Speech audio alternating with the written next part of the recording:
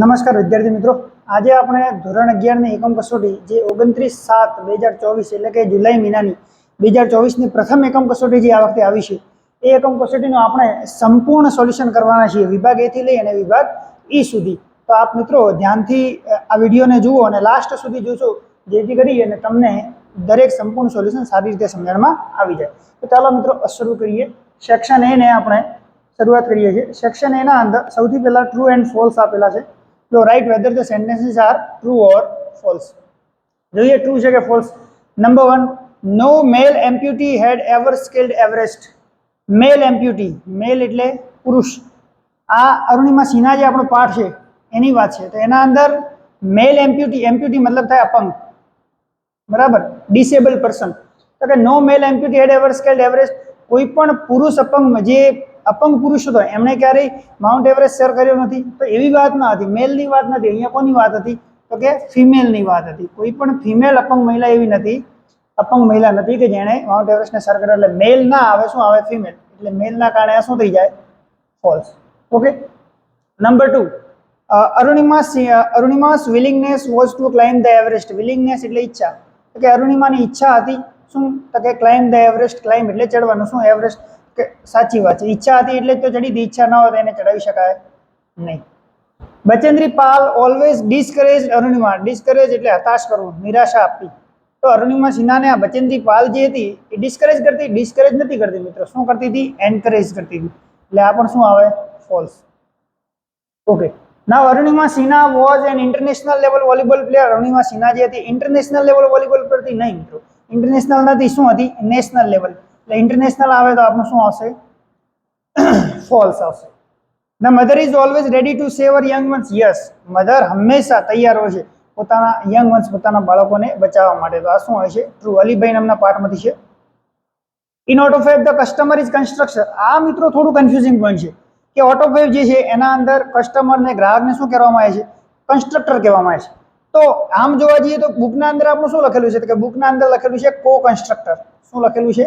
કો કન્સ્ટ્રક્ટર. એટલે એક રીતે તો એ કન્સ્ટ્રક્ટર તો છે જ, કન્સ્ટ્રક્ટર તો છે જ, પરંતુ જો આપણે બુકનું પોઈન્ટ ટુ પોઈન્ટ જવા જઈએ, ટેક્સ્ટબુકમાં જેમ લખેલું છે તો ત્યાં કો કન્સ્ટ્રક્ટર લખેલું છે. એટલે કો કન્સ્ટ્રક્ટરના કારણે આપણે એને ફોલ્સની કેટેગરી મૂકીએ છીએ, બાકી કન્સ્ટ્રક્ટર તો છે. Then Neelam's mother prepared coffee for Alibhai. નીલમની જે મધર હતી એ કોફી તૈયાર કરી અલીભાઈ માટે. કોફી નથી તૈયાર કરી મિત્રો, ટી તૈયાર કરી હતી. એટલે આ પણ શું આવશે? False. Than there will be decline in need four replacement. એટલે કે રિપ્લેસમેન્ટ માટે ડિક્લાઇન એટલે કે નીચું જવું, ઘટવું. તો યસ, આ ઓટોફેબમાંથી છે તો એકદમ કરેક્ટ વાત છે. રિપ્લેસમેન્ટ માટે ડિક્લાઇન થયું છે, કે રિપ્લેસમેન્ટ ઓછું થયું છે, બરાબર. Alibhai boat precious stones from the market. Precious કિંમતી સ્ટોન્સ એટલે પથ્થર માર્કેટમાંથી લાવ્યા હતા? માર્કેટમાંથી નતા લાવ્યા મિત્રો. એ ક્યાં ફરતા હતા? Himalayan mountain. એટલે આ આપણું થશે ફોલ્સ. માર્કેટમાંથી એમને લાવ્યા હતા નહીં. ઓકે. 9 નંબર આપણે જોઈએ. 10મા નંબરનો આપણે જોઈએ. 10th નંબરનો જો શું છે? તો 10th નંબરના અંદર in autofab the raw material will not be important. ઓટોફેબના અંદર રો મટીરિયલ ઇમ્પોર્ટન્ટ નથી. તો આપણો બુકના અંદર એક શબ્દ લખેલો છે કે રો મટીરિયલ વિલ બી અનઇમ્પોર્ટન્ટ. શું લખેલું છે? અનઇમ્પોર્ટન્ટ. તો અનઇમ્પોર્ટન્ટનો મતલબ શું થાય? કે નોટ ઇમ્પોર્ટન્ટ. એટલે આ વાક્ય કેવું છે? ટ્રુ છે. તો આ હતા આપણા ટ્રુ એન્ડ ફોલ્સ. નેક્સ્ટ આપણે જોઈએ ટ્રુ ઓર ફોલ્સ પછી આપણા નિયરેસ્ટ મિનિંગ. નિયરેસ્ટ મિનિંગનો મતલબ થાય કે નજીકનો સમાનાર્થી શબ્દ. તો નજીકનો શબ્દ એવો કયો છે જેનો નિયરેસ્ટ હોય? તો સૌથી પહેલા છે ડેસ્પરેટ. ડેસ્પરેટનો મતલબ થાય મિત્રો ચિંતામાં. વધારે પડતી ચિંતામાં હોય ને તો એને કહેવાય ડેસ્પરેટ થઈ ગયો. તો વરીડ એક શબ્દ છે જેને આપણે ચિંતા તરીકે ઓળખી શકીએ. પ્રોટેક્ટનો મતલબ શું થાય? તો કે બચાવવું. પ્રોટેક્ટ એટલે બચાવવું. અહીંયા આપણને શબ્દ આપેલો છે સેવ. પેશન્સ. પેશન્સનો મતલબ શું થાય મિત્રો? તો કે ધૈર્ય અથવા તો ધીરજ. તો એના માટે શબ્દ આપણને આપેલો છે ટોલરન્સ. બિલ. બિલ એટલે ચાંચ. બિલ એટલે ચાંચ. તો ચાંચ માટે કયો શબ્દ આપેલો છે? તો કે બીક. સ્વેટ. સ્વેટ એટલે તમને ખ્યાલ હશે મિત્રો, સ્વેટ એટલે પરસેવો. પરસેવો માટે બીજો શબ્દ છે આપણો પરસ્પાયર. પરસ્પાયર એટલે પરસેવો પાડવો. ઇગ્નોર કરવું. ઇગ્નોર કરવું એટલે નકારવું, બરાબર. અવગણના કરવી આપણે કહી શકાય. નકારવું અથવા અવગણના કરવી તો કેવું છે મિત્રો? નેગ્લેક્ટ કરવું. નેગ્લેક્ટ કરવું એટલે અવગણના કરવી. બ્રીડ. બ્રીડનો મતલબ થાય મિત્રો ઉછેરવું, પ્રોડ્યુસ કરવું. તો ક્યાં છે? યસ, પ્રોડ્યુસ કરવું, ઉછેર કરવું, વધારે કરવું, બ્રીડિંગ કરવું. હેબિટેટ, હેબિટેટનો મતલબ થાય મિત્રો ઘર, કોઈ પણનું ઘર, તો કે હોમ. એક્સપેક્ટ, એક્સપેક્ટ એટલે આશા ધરાવવી, આકાંક્ષા કરવી. તો આશા કરવી, તો આકાંક્ષા કરવી, એક્સપેક્ટ કરવી, એના માટે હોપ. એન્ડ લાસ્ટ વન છે એન્સાઇન્ટ, સોરી 10 નંબરનું છે એન્સાઇન્ટ. એન્સાઇન્ટનો મતલબ થાય પ્રાચીન. એન્સાઇન્ટનો મતલબ થાય પ્રાચીન. પ્રાચીન માટે કયો શબ્દ છે? તો કે વેરી ઓલ્ડ. વેરી ઓલ્ડ, ખૂબ જ વર્ષો જૂનું, તો પ્રાચીન. તો આ મિત્રો હતા આપણા નિયરેસ્ટ મિનિંગ, જેને આપણે સરસ રીતે સોલ્વ કરી આપ્યા. ઓકે, એના પછી આપણે નેક્સ્ટ જશું ફંક્શન જે છે. ફંક્શનના અંદર તમને ખ્યાલ જ છે મિત્રો, આવી રીતે લેંગ્વેજ ફંક્શન આપ્યા છે અને અહીંયા કૌંસમાં આપણને એમના ફંક્શનના નામ આપ્યા છે. જેમ કે અહીંયા comparison, expressing condition, habitual past, expressing choice, exclamation, reason અને પર્પઝ. આટલા આપણને ફંક્શન આપેલા છે. તો આપણે આ ફંક્શનનો ઉપયોગ કરી અને આ વાક્યોની સામે એનું નામ લખવાનું થશે. તો જોઈ લઈએ મિત્રો કયા વાક્યનું કયું ફંક્શન છે. ચલો, નંબર 1 છે આપણું how wonderful this movie is. Okay, અહીંયા જોવો મિત્રો, જ્યારે ઉદ્ગાર ચિહ્ન આવે ને તો ઉદ્ગાર ચિહ્નનું એક ફંક્શન છે. કયું? કે ઉદ્ગાર ચિહ્ન વાક્યમાં દેખવા મળે તો આપણે એ ફંક્શનનું નામ લખવાનું એક્સક્લેમેશન. શું લખવાનું? એક્સક્લેમેશન. તો એક્સક્લેમેશન એટલે કે એક્સક્લેમેટરી સેન્ટેન્સ, ઉદ્ગાર વાક્ય, એના ઉપરથી આ એક્સક્લેમેશન ફંક્શન આવ્યું છે. વાક્યમાં જ્યારે ઉદ્ગાર ચિહ્ન જોવા મળે એટલે એ વાક્ય આપણું એક્સક્લેમેશન ફંક્શનનું.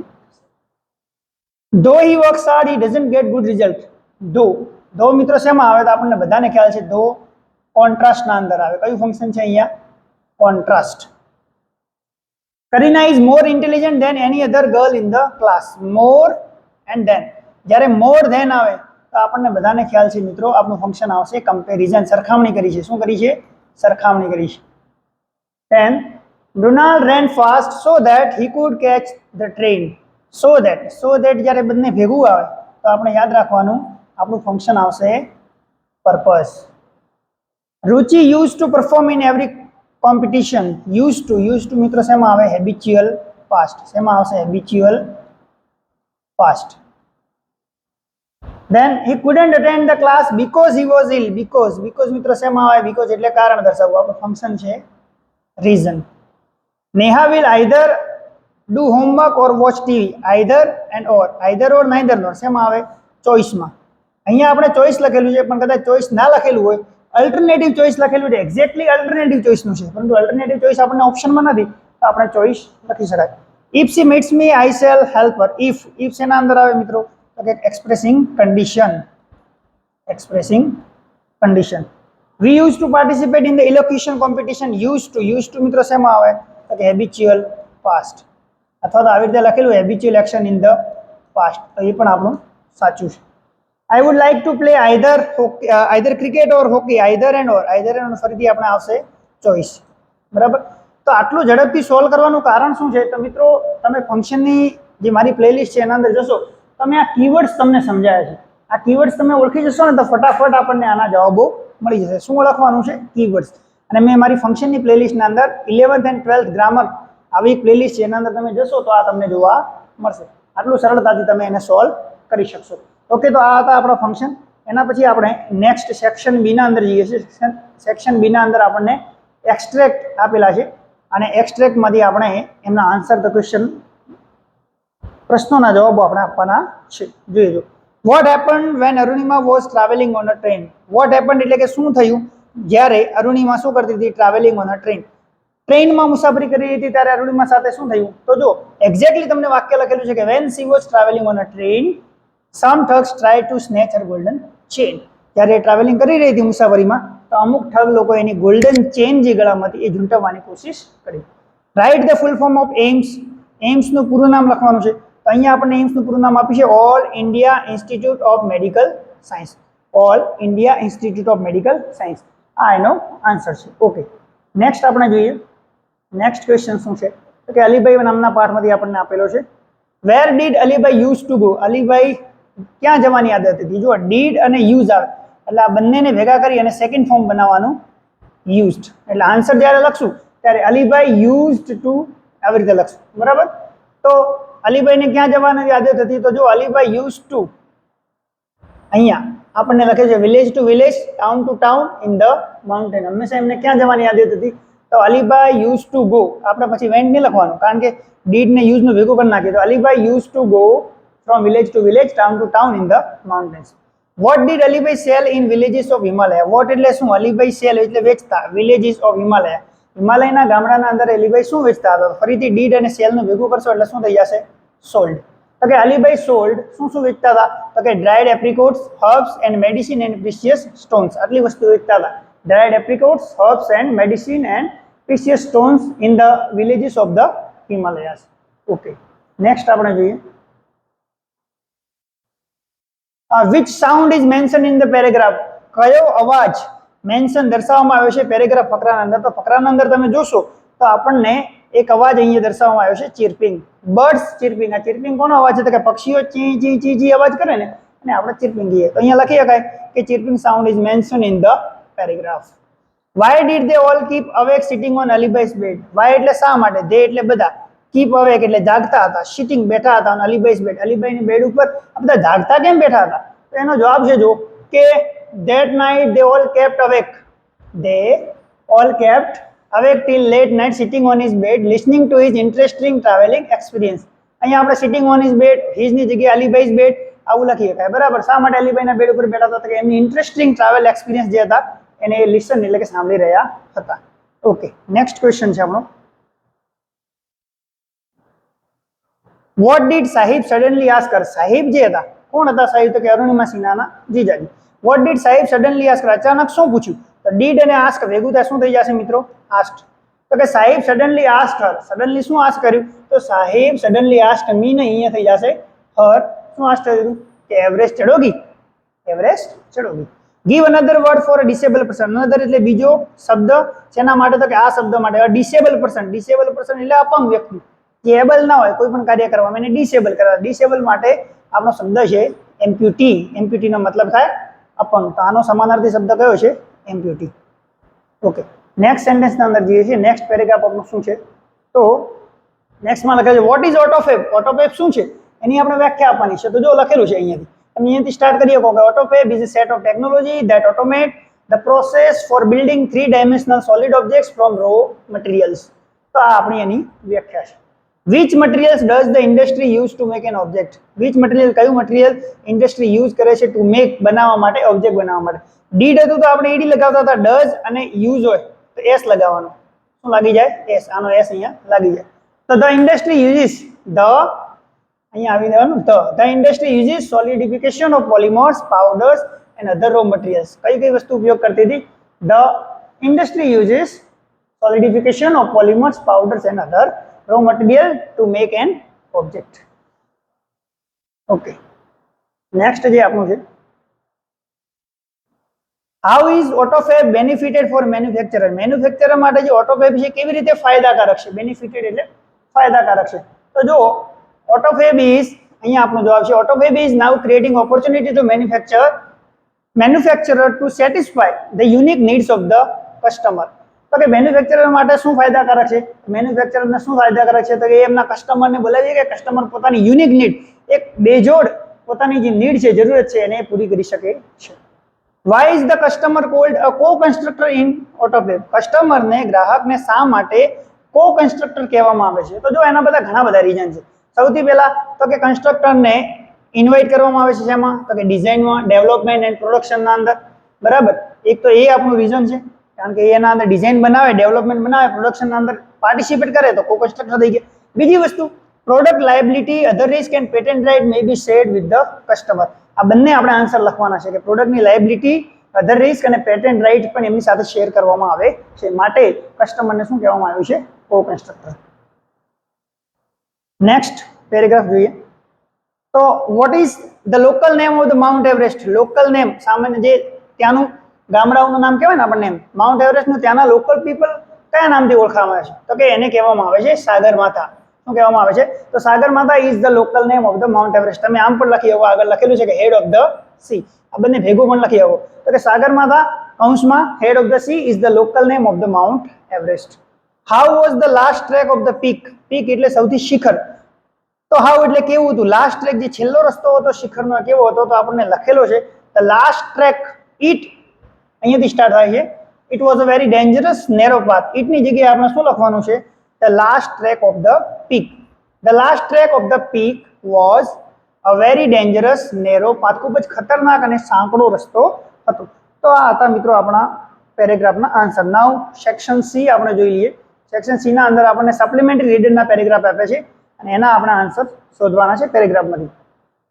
વેર was the narrator going? Narrator એટલે કે આજે નરેટ કરે છે, આજે વાર્તા આપણને કહે છે કે ક્યાં જઈ રહ્યા છે? તો it was the summer of 1936. The Olympic games were being held in Berlin. હાલમાં પણ ઓલિમ્પિક ગેમ્સ ચાલુ છે પેરિસના અંદર 2024 ના. એના અંદર આપણે 2 મેડલ તો જીતી ચૂક્યા છીએ. કોણે જીત્યા છે આપણને બધાને ખબર છે. શૂટિંગના અંદર 10 મીટર એર પિસ્ટલના અંદર. તો the Olympic games were being held in Berlin. તો કે નરેટર ક્યાં જઈ રહ્યા હતા? તો the narrator was going to Berlin. ઓલિમ્પિક્સના રમત માટે ક્યાં જઈ રહ્યા હતા? To Berlin. What was his thinking? એમનો થિંકિંગ, એમની જે વિચાર હતો એ સમય શું હતો? તો હિઝ થિંકિંગ જો અહીંયા લખેલું છે કે I could think about was taking home 1 or 2 of those gold medals. એમના મગજમાં શું હતું? તો his thinking was to take 1 or 2 of those gold medals. 1 થી 2 ગોલ્ડ મેડલ જીતવાની એમની આશા હતી, એમનો વિચાર હતો. વેન ક્યારે? Were the Olympic games to be held? Olympic games ક્યારે હેલ્ડ થયા હતા? તો આપણને સૌથી પહેલા લખેલું છે કે ઇન ધ સમર ઓફ 1936. તો the Olympic games were to be held in the summer of 1936. Okay, next આપણે જોઈએ. ઓકે, એના પછી લખેલું છે who didn't have anything to wear in dance party. Who એટલે કોની પાસે? એનીથિંગ ટુ વેર એટલે પહેરવા માટે. ડાન્સ પાર્ટીમાં કોની પાસે કશું કાંઈ બી નહોતું પહેરવા માટે. તો અહીંયા લખેલું છે જો કે didn't have anything to wear. કોની પાસે? તો કે flamingo. The flamingos didn't have anything to wear in a dance party. Why were the snakes worried about the flamingos trouser? આ જે સ્નેક્સ હતા, સાપો, શા માટે વરીડ ચિંતામાં હતા ફ્લેમિંગોના ટ્રાઉઝર્સ વિશે? તો આપણને લખેલું છે કે the snakes were worried about the flamingos trouser because they saw that the trouser were made of snake skin. એટલા માટે ચિંતામાં હતી કે ટ્રાઉઝર જે બનાવવામાં આવ્યા હતા એ સાપની સ્કિનમાંથી બનાવવામાં આવ્યા હતા. What was the owl? ઓહો, આઉલ શું હતું? આઉલ સરસ મજાનો અહીં આન્સર લખેલો છે કે owls was the most prestigious dressmaker of the forest. Most prestigious dressmaker of the forest કોણ હતું? આઉલ. ચલો નેક્સ્ટ આપણે જોઈએ.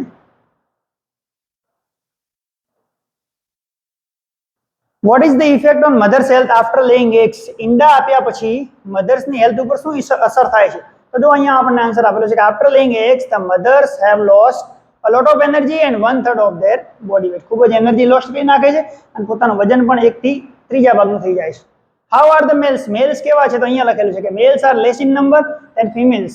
Mails are less in number than females and males are also loyal to their partner. તો મેલ્સ કેવા છે? આ બે આપણે લખી શકાય. Males are less in number than females and also males are loyal to their partners. How do the parents care their egg? Parents કેવી રીતે પોતાના એગને, ઈંડાઓને કેર કરે છે?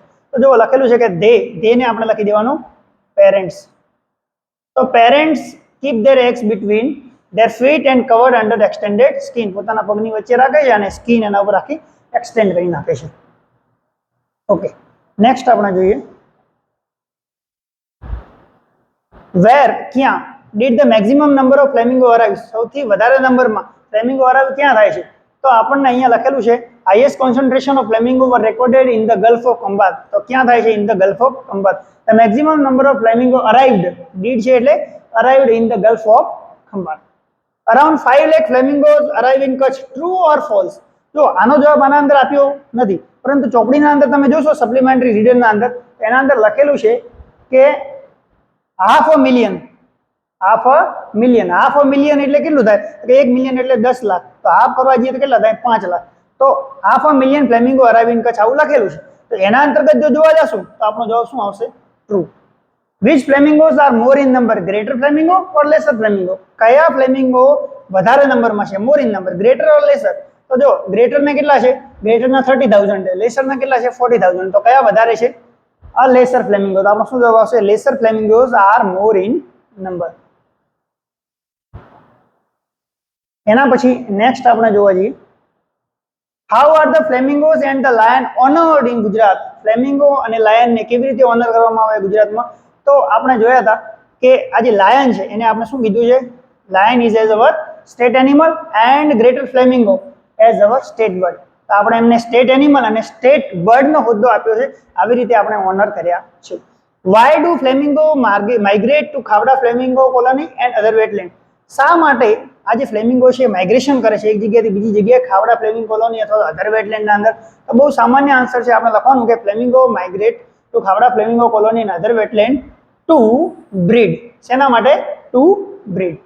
વિચ કોલોની, કઈ colony is the biggest colony in the world? કઈ colony સૌથી biggest colony છે? આપણું નામ આવશે Khavda flamingo colony. Khavda flamingo colony is the biggest colony in the world. Okay, next જે છે આપણે, what is the speciality of penguin? પેંગ્વિનની સ્પેશિયાલિટી, ખાસિયત શું છે? તો પેંગ્વિનની ખાસિયત શું છે? અહીંયા લખેલું છે કે penguin is a bird that doesn't fly but walks and swims. આ એની ખાસિયત છે કે એ બર્ડ તો છે પરંતુ ઉડી શકતું નથી. એ ચાલી શકે છે ને સ્વિમ કરી શકે છે. એ એની સ્પેશિયાલિટી છે. What can penguin not tolerate? Penguin શું ટોલરેટ ના કરી શકે? તો penguin can't tolerate freezing cold. Penguin can't tolerate freezing cold. Why don't penguin shift here? Penguin શા માટે અહીંયા શિફ્ટ નથી થતા? કારણ કે they are not safe from us. એટલે કે penguin do not shift here because they are not safe. Because they are not safe. Okay, એના પછી આપણે જોઈએ which types of flamingo are found in Gujarat? કયા કયા પ્રકારના ફ્લેમિંગો ગુજરાતના અંદર જોવા મળે છે? તો અહીંયા આપણને જવાબ લખેલો છે કે ટુ સ્પેસીસ છે ફ્લેમિંગોના. Greater flamingo and lesser flamingo are found in Gujarat. બે આપણે લખવાના, greater flamingo and lesser flamingos are found in Gujarat. How does lesser flamingos bill differ from greater flamingo? આ જે લેસર ફ્લેમિંગો છે એમની બિલ એટલે કે ચાંચ ગ્રેટર ફ્લેમિંગોથી અલગ કેવી રીતે છે? તો ઘણા બધા અહીંયા આપેલા છે. જો ડિફરન્સ આપેલા છે. એક તો આપણે સૌથી પહેલા અહીંયા જોવાનું છે કે ફ્લેમિંગોઝ નેક and long legs, a bent bill and a large body, shorter, darker pink than greater flamingo. Lesser flamingo ના અંદર શું છે? તો કે ડિફરન્સ ઇન ધ કલરના ડિફરન્સ છે. પછી લેસર ફ્લેમિંગો અને ડીપ રેડ બિલ છે, tip with black, where is the greater flamingo is light pink tipped with black. આ આપણો અહીંયા જવાબ આપેલો છે. બરાબર. The lesser flamingo is blank legs and blank feathers. તો કેવા લેગ્સ ને કેવા છે? તો અહીંયા લખેલું છે. જો લેગ્સ ના અંદર શું આવશે? તો laser flamingo is faint pink ફીધર. ફીધર ના અંદર શું આવશે? તો કે ફેઇન્ટ પિંક. આ આપણે અહીંયા લખશું. અને લેગ્સ કેવા આવશે? તો ડીપ ડાર્ક. આ આપણે ખાલી જગ્યા અહીંયા આવશે. આ ડાવડું કરી નાખ્યું છે, ધ્યાન રાખજો. લેગ્સ તો અહીંયા ડીપ ડાર્ક, ફેઇન્ટ પિંક ક્યાં આવશે? ફીધર્સ ના અંદર. નેક્સ્ટ આપણે પેરેગ્રાફ જોઈએ. નેક્સ્ટ પેરેગ્રાફ આપણને લખેલો છે તો કે વોટ કુડ રોબલિંગ નોટ ઇગ્નોર? રોબલિંગ શું ઇગ્નોર ના કરી શકતા હતા? તો અહીંયા જ આપણને પહેલી લાઈનમાં જવાબ આપે છે કે Roebling could not ignore the vision of this bridge he had in his mind. પોતાના માઇન્ડના અંદર જે બ્રિજ બનાવવાનું વિઝન હતું, પુલ બનાવવાનું, એ એના અંદર ઇગ્નોર કરી શકતા હતા નહીં. How did Roebling manage to convince his son? પોતાના સનને, પોતાના પુત્રને, દીકરાને કેવી રીતે એમને કન્વિન્સ કર્યા, કેવી રીતે મનાવ્યા? તો after much discussion and persuasion, after much discussion and persuasion he managed to convince his son. બરાબર, આપણો જવાબ છે. with whom did he share the dream? કોની સાથે એને પોતાનો ડ્રીમ શેર કર્યું? તો with his son. with his son, એમની સનની સાથે, એમના પુત્રની સાથે એમણે ડ્રીમને શેર કર્યું. તો આ હતા આપણા સેક્શન સી ના paragraph. Now section D, do as directed. Do as directed એટલે માંગ્યા મુજબ કરો. અહીંયા આપણને માંગ્યા મુજબના અંદર બે પ્રશ્નો આવે, એક તો ટેન્સ બદલવાના અને બીજા આપણે આવે એક્ટિવ પેસિવના. જોઈશું આપણે ટેન્સ બદલવાના છે કે એક્ટિવ પેસિવના, આપણે એને ધ્યાનથી જોઈએ. સૌથી પહેલો પ્રશ્ન, વી વિલ સો. અહીંયા વી અને વી સબ્જેક્ટ અને વર્બ અને ઓબ્જેક્ટની જગ્યા ચેન્જ ના કરવામાં આવે તો ટેન્સ છે. તો ટેન્સ છે. અને જો સબ્જેક્ટ વર્બ અને ઓબ્જેક્ટની એટલે કે સબ્જેક્ટ અને ઓબ્જેક્ટની જગ્યા ઇન્ટરચેન્જ કરવામાં આવે તો એ એક્ટિવ પેસિવ છે. તો અહીંયા વીની જગ્યાએ ચેન્જ નથી. વિલ સો અહીંયા આપેલું છે આપણું ક્રિયાપદ. વિલ સો ક્રિયાપદને એને સોવડ આવી રીતે બદલી નાખ્યું છે. વિલ સો ને શું કરી નાખ્યું છે? સોવડ. એટલે કે આ ભવિષ્યકાળ હતું એને ભૂતકાળના અંદર બદલી નાખ્યું છે. તો આપણે હવે ભવિષ્યકાળને બધાને શું કરવાનું છે? ભૂતકાળ કરવાનું છે. તો we will sow some seeds in the farm. તો વી સોવડ, પછી આપણે આખી લાઈન લખી દેવાની, some seeds in the farm. Okay, next sentence ભાઈ આપણે લખશું માય અંકલ. અહીંયા આપણને ક્રિયાપદ આપેલું છે વિલ લુક. વિલ લુકનું આપણે ભૂતકાળ કરવા જઈશું તો વિલ નીકળી જશે અને લુકનું શું થઈ જશે? લુક્ડ. તો my uncle looked after the plants. Then my father will water. Will water અહીંયા આપણને ક્રિયાપદ આપ્યું છે. વિલ વોટરમાંથી વિલ નીકળી જશે. આપણું ક્રિયાપદ કયું આવશે? વોટર્ડ. તો કે માય ફાધર વોટર્ડ ધેમ. આવી રીતે આપણે ફર્સ્ટ ને સોલ્વ કરશું. સેકન્ડ નંબર છે Rita is an intelligent girl. રીટાનો અહીંયા આવો નામ પણ ચેન્જ કરી નાખ્યું છે, જેન્ડર એનું જેન્ડર ચેન્જ નથી કર્યું, સોરી નામ ચેન્જ કરી નાખ્યું. રીટાનું શું કરી નાખ્યું છે? રીમા. ઇઝ વર્તમાન કાળ છે, અહીંયા વોઝ કરી નાખ્યું છે, એટલે કે વર્તમાન કાળનો આપણે ભૂતકાળ કરવાનું છે. બંને છોકરી છે એટલે સી જ આવશે આગળ. તો Rita is an intelligent girl, અહીંયા આપણે લખવાનું છે કે Rima was an intelligent girl. પછી સી સોલ્વ્સ. સોલ્વ્સ આપણું ક્રિયાપદ છે, સોલ્વ્સ ને આપણે ભૂતકાળના અંદર કરશું તો ઈડી લાગશે, સોલ્વ. તો કે C solve even tough problems related to science and maths. આટલા સુધી લખી દેવાનું. સી ડઝ નું ભૂતકાળ શું થાય? તો કે she did. She did mental exercise when I, અહીંયા મીટ આપણું ક્રિયાપદ છે, વેન આઈ મેટ એનો ભૂતકાળ થશે matter. I help my father, અહીંયા આઈ હેલ્પ કર્યું છે, હેલ્પ વર્તમાન કાળ છે, અહીંયા ભૂતકાળ કર્યું છે. તો આઈ હેલ્પ માય ફાધર, એનું I helped my father. I learn retaining skill from him. આપણે લર્ન ના બે થાય છે, યાદ રાખજો. તમે લર્ન નું LERNT આ લખશો તો પણ સાચું છે, આ ના લખો LERNED આ લખશો તો પણ આનું સાચું ફોર્મ છે. તો આઈ લર્ન અથવા તો I learn retaining skill from him. He does not live luxurious life. Does નો આપણે ભૂતકાળ શું થાય? તો કે he did not live luxurious life. Okay, ત્રણ આપણા સોલ્વ થઈ ગયા. નેક્સ્ટ આપણે સોલ્વ કરીએ ફોર્થ એન્ડ ફિફ્થ. ફોર્થ નંબરમાં આપેલું છે પ્રાચી વોન્ટેડ. પ્રાચી વોન્ટેડ, અહીંયા પ્રાચી વોન્ટ્સ વર્તમાન કાળ, અહીંયા ભૂતકાળ. તો વર્તમાન કાળનો આપણે ભૂતકાળ. તો Prachi wanted to settle in the USA. Okay, આટલા સુધી લખી દેવાનું. સી વિલ નહીં આવે, શી વુડ ભૂતકાળ કરવાનું છે. She would continue a master degree in commerce.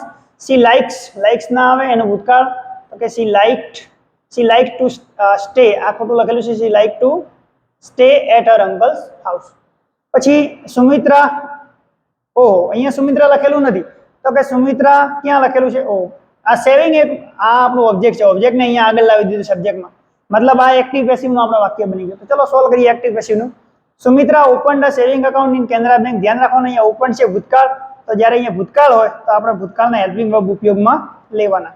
કયા? ભૂતકાળના. અહીંયા વર્તમાન કાળ હતો, વર્તમાન કાળના લેવાના ઇઝેમાં. અને ક્રિયાપદ તો આપણો ફરજિયાત જ છે V3. તો જો આ સેવિંગ બેંક અકાઉન્ટ, આ આપણો સબ્જેક્ટ, આ આપણો ક્રિયાપદ, ઓબ્જેક્ટને આગળ લાવવાનું, આ વધારાના શબ્દો છે એને એની જગ્યાએ રાખવાના. તો સેવિંગ્સ અકાઉન્ટ વોઝ, અકાઉન્ટ એક છે સિંગ્યુલર એટલે વોઝ. પછી ઓપન નો થર્ડ ફોર્મ પણ ઓપન થાય, તો સેવિંગ અકાઉન્ટ્સ વોઝ.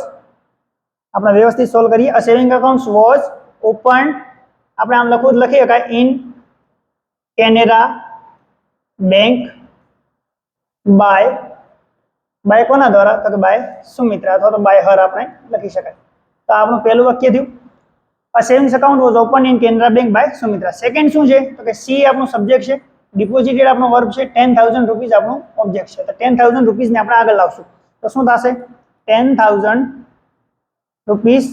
હવે યાદ રાખવાનું, જ્યારે પણ મની આવે, જ્યારે પણ પૈસા આવે, મની આવે, રૂપીઝ આવે, તો એને હંમેશા આ જે મની ઇન રૂપીઝ છે હંમેશા સિંગ્યુલર વર્બ લેશે. કઈ વર્બ લેશે? સિંગ્યુલર, એક વચનનું વર્બ લેશે.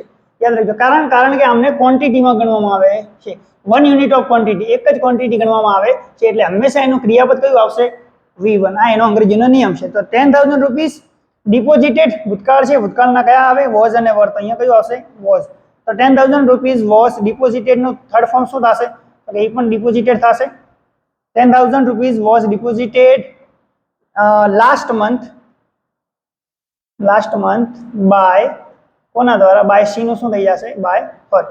Than she never withdrew subject, આ વધારાના શબ્દો, વિથડ્રુ મની આપણું ઓબ્જેક્ટ ને આ આપણું વર્બ. તો ફરીથી મની આપણું આગળ આવશે, તો કે મની મેં હાલ ચર્ચા કરી, સિંગ્યુલર વર્બ. તો કે મની વોઝ વિથડ્રુ નું શું થાય? તો કે મની વોઝ વિથડ્રોન થાય. વિથડ્રુ નું થર્ડ ફોર્મ શું થાય? Withdrawn. Money was withdrawn from her. Money was never, આપણે નેવર શબ્દ લગાવી દઈએ કારણ કે અહીંયા નેવર આપેલો છે. તો money was never withdrawn from her savings account by she નું શું થઈ જશે? હર. આવી રીતે આપણે એક્ટિવમાંથી પેસિવને સોલ્વ કરશું. તો આ તો એક્ટિવ પેસિવ આપણું. એના પછી લાસ્ટ આપણે જોઈ લઈએ સેક્શન ઈ. સેક્શન ઈ ના અંદર આપણને ઈમેલ અને રિપોર્ટ રાઇટિંગ આપેલા છે. તમે મારી ચેનલના અંદર જશો ઈમેલ અને રિપોર્ટ રાઇટિંગનું પ્લેલિસ્ટ છે, એના અંદર જજો, તમને આ ઈમેલ અને રિપોર્ટ રાઇટિંગ સરસ રીતે સમજાવેલ છે, એ ત્યાંથી ધ્યાનથી જોઈ લેજો. શું છે આપણે જોઈ લઈએ. Email to your bank, passbook માટે, નવી પાસબુક માટે બેંકને ઈમેલ કરવાનો છે. બિગ માર્કેટ શૂઝ રિપ્લેસ કરવા માટે બિગ માર્કેટને આપણે મેલ કરવાનો છે. સ્પેલિંગ આપણા નામનો ગલત છે એના માટે આને આપણે મેલ કરવાનો છે. રિપોર્ટ લખવાનો છે સેલિબ્રેશન ઓફ એન્વાયરમેન્ટ ડે, પર્યાવરણ દિવસ માટે, આ આપણે લખેલો છે ચેનલના અંદર. Right a report on the celebration of international yoga, અહીંયા સ્પેલિંગ મિસ્ટેક છે, યોગા ડે, યોગ દિવસનું આપણે સ્કૂલના અંદર સેલિબ્રેશન કર્યું એનો report. And write a report on bus truck accident, bus અને ટ્રકનો એક્સિડન્ટ થયો એનો આપણે રિપોર્ટ. તો આ બધા હું તમને ચેનલના પ્લેલિસ્ટમાં આપી દઈશ સરસ મજાની રીતે સમજાવીને. આઈ હોપ કે તમને આ સોલ્યુશન ખૂબ જ કામ આવશે અને સરસ રીતે સમજાઈ ગયું છે. નેક્સ્ટ વિડીયોમાં આપણે ફરીથી મળીશું. ત્યાં સુધી ધન્યવાદ.